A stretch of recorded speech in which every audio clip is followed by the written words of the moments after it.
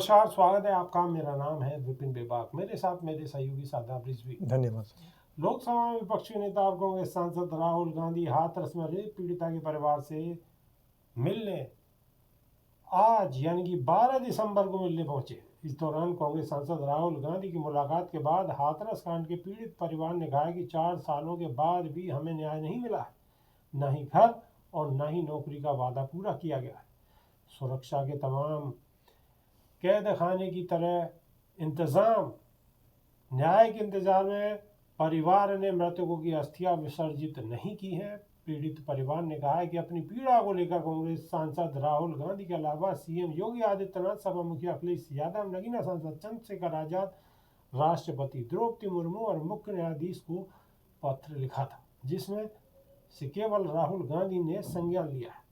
उनके आने से सुकून मिला है। इसके साथ ही अपनी पीड़ा व्यक्त करते हुए परिवार ने कहा है कि 3 आरोपी छूट गए। दावा किया गया कि नए घर के बदले सरकार मौजूदा संपत्ति जमा करने का कह रही है।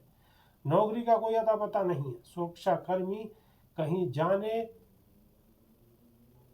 आने पर पाबंदी लगाते हैं। बच्चों की पढ़ाई नहीं हो पा रही है, ना ही कोई काम मिल पा रहा है। मुआवजे के 25 लाख खत्म हो चुके हैं। भविष्य की चिंता सताने लगी है। उम्मीद है कि सरकार हमारी सुध लेगी। उत्तर प्रदेश के उप मुख्यमंत्री ब्रजेश पाठक ने कहा है कि राहुल गांधी के हाथरस दौरे पर उन्होंने तंज कसा है। बीजेपी नेता ने कहा कि राहुल गांधी भ्रमित हैं और मामले की स्थिति से अवगत नहीं है। ब्रजेश पाठक ने कहा है कि सीबीआई पहले ही इस मामले की जांच कर चुकी है और भारतीय जनता पार्टी के शासन में किसी भी अपराधी को बरी होने की इजाजत नहीं है। बिल्कुल। राहुल गांधी, मैं शादाब रिजवी आपको बता दूं कि राहुल गांधी हाथरस पहुंचे हैं, उससे पहले वो संभल भी गए हैं। बिल्कुल। तो राहुल गांधी कोई भी ऐसा मौका नहीं छोड़ रहे हैं कि जहां पर अगर कोई घटना हो रही है, राहुल गांधी पूरी कोशिश करते हैं कि वहां पर वो पहुंचे और लोगों को सांत्वना दें, लोगों से मिले, उनका दुख दर्द बांटने की भरपूर कोशिश कर रहे हैं। और सरकार कोशिश करती है कि राहुल गांधी वहां तक ना पहुंचे। बिल्कुल बेबाक जी, ये दर्शाता है, खैर यहाँ पर मैं राहुल गांधी की तारीफ नहीं करूँगा, क्योंकि तारीफ तो वो लोग कर रहे हैं जो कि पीड़ित हैं।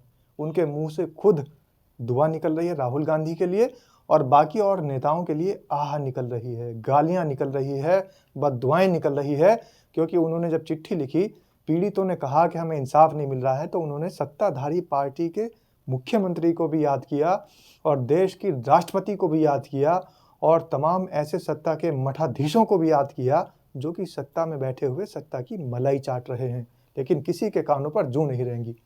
अब राहुल गांधी अगर किसी पीड़ित परिवार के यहाँ सांत्वना देने के लिए पहुंचते हैं या उसका दुख दर्द साझा करने के लिए पहुंचते हैं, तो उस पर भी भारतीय जनता पार्टी के उत्तर प्रदेश के उप मुख्यमंत्री निशाना लगा रहे हैं और ये कोशिश कर रहे हैं कि राहुल गांधी को कहीं ना कहीं बदनाम किया जाए। और वो ये भूल रहे हैं कि जिस सीबीआई का वो हवाला दे रहे हैं कि सीबीआई जांच कर चुकी है, राहुल गांधी तो पहले से सीबीआई को कटघरे में खड़ा कर चुके हैं। वो तो इस पूरे देश के सामने चीख चीख के ये बता चुके हैं कि ये जो सीबीआई है, ये सत्ताधारी पार्टी की भारतीय जनता पार्टी का तोता है, कठपुतली है। तो आपकी कठपुतली आप चाहे जिस तरीके से नचा लें, अगर कठपुतली का नाच चल रहा है देश के अंदर, तो राहुल गांधी ने तो उस पर भी निशाना उठाया है, साधा है। और राहुल गांधी ने साफ तौर पर ईडी को भी आड़े हाथों लिया है। यहां तक कि राहुल गांधी ने तो न्यायालय पर भी चिंता व्यक्त की है और ये कहा है कि न्यायालयों के द्वारा अगर गलत तरीके से आदेश पारित करे जाएंगे और किसी एक समुदाय को टारगेट किया जाएगा या पीड़ितों को इंसाफ नहीं मिलेगा, साथ ही जो पीड़ितों को के ऊपर जुल्म करने वाले लोग हैं, जालिमों को अगर संरक्षण मिलेगा, तो देश के अंदर हालात और स्थिति यहाँ की बहुत बुरी हो जाएगी। राहुल गांधी ने तो ये भी कहा है। तो ब्रजेश पाठक शायद ये भूल गए।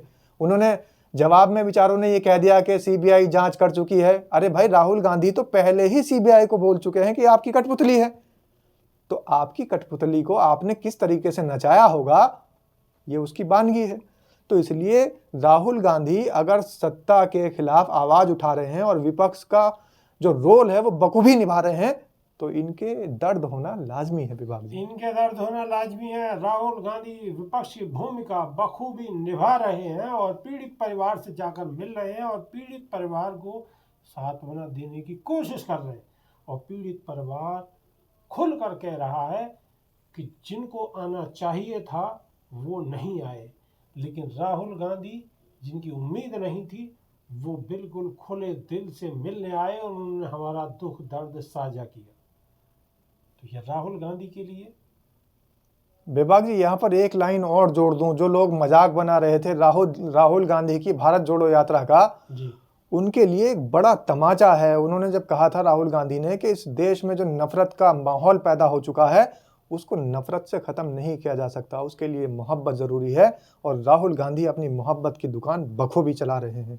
और देखना वो दिन दूर नहीं जिस दिन इस मोहब्बत की दुकान से वो सामान निकलेगा कि इस देश के अंदर भाईचारा फिर वापस से कायम होगा। बिल्कुल बिल्कुल, बहुत बड़ी बात कह दी शादाब रिजवी ने, जिसकी उम्मीद अभी नहीं की जा सकती, लेकिन फिर भी उम्मीद पे दुनिया कायम है।